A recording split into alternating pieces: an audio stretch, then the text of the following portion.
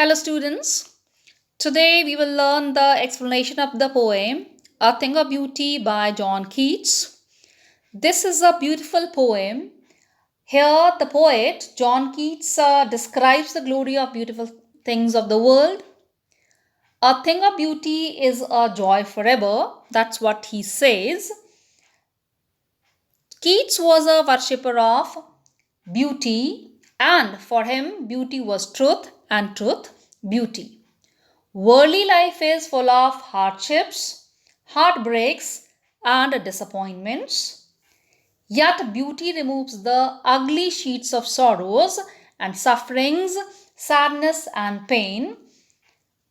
There is a ceaseless flow of heavenly beauty pouring into our souls and making us happy day and night. So let's start with the explanation.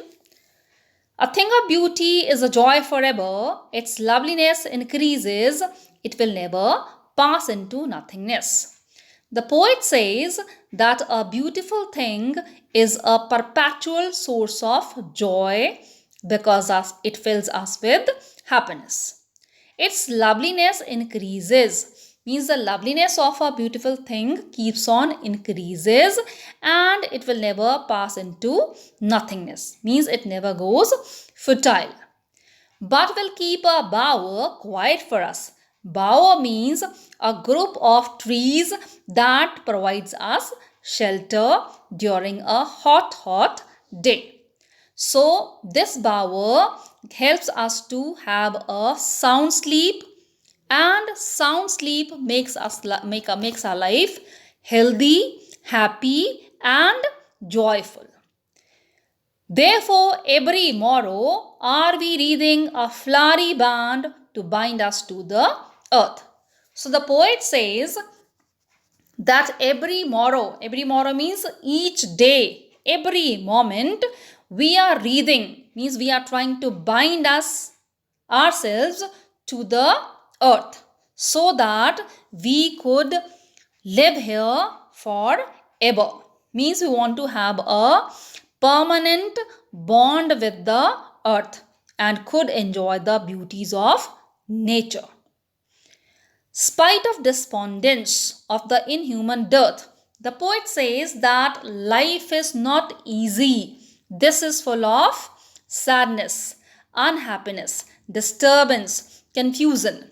But in spite of this, there are people of noble natures. Means there are people who are kind, who are noble natured, and they make this world a beautiful place. Of the gloomy days, of all the unhealthy and darkened ways. But we are forced to think about those people who try to cheat others. They apply unhealthy means or unfair means made for our searching. Yes, in spite of all, some shape of beauty move away the pall from our dark spirits. But in spite of these unhealthy things, unhealthy memories, there are so many beautiful things which take away this darkness from our lives and makes our life so beautiful and cheerful. Such the sun, the moon, trees old and young, sprouting a shady boon. Here the poet talks about the beautiful things in nature, and they are sun, the moon, trees which are old and young, and yes, sprouting a shady boon, means they act like a boon for us. For simple sheep and such are daffodils. With the green world they live in and clear rills. Rills means small ribbons. So the poet says that daffodils are the flowers which blossom in all sorts of landforms. Means daffodils are not cultivated by the men. So that's why, daffodils here are an example of eternal joy in our lives.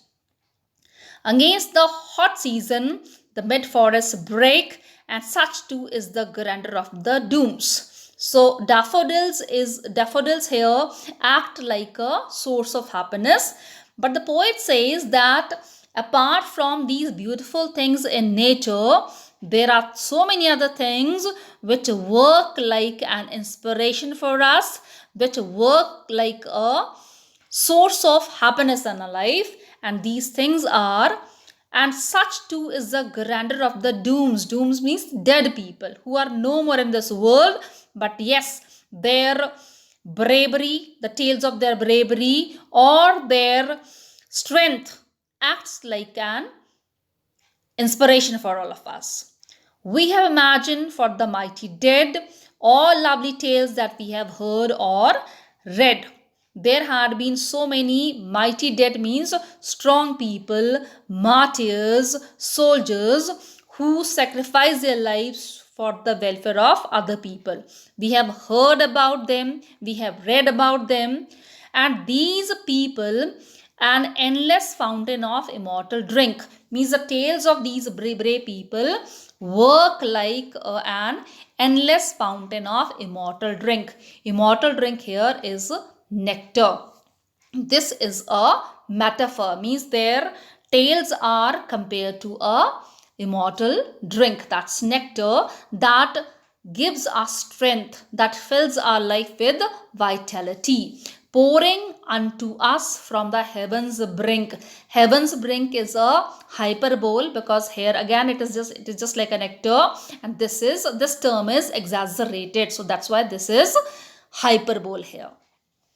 Now let's talk about the theme of the poem. A Thing of Beauty is an excerpt from John Keats' poem Endymion.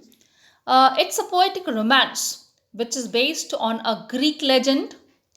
Being a romantic poet, John Keats talks about love, beauty, and youth in this poem. In fact, the poem reflects his attitude towards beauty. He believes that beauty is perpetual and gives us the same pleasure again and again. Beauty plays a very important role in our life and helps us to remain happy and joyful in this sad, monotonous world. So, this is the poem, A Thing of Beauty, written by John Keats. And we can say one more thing also, that if you have to justify the title, of course, the title is Truly Justify. Thank you so much.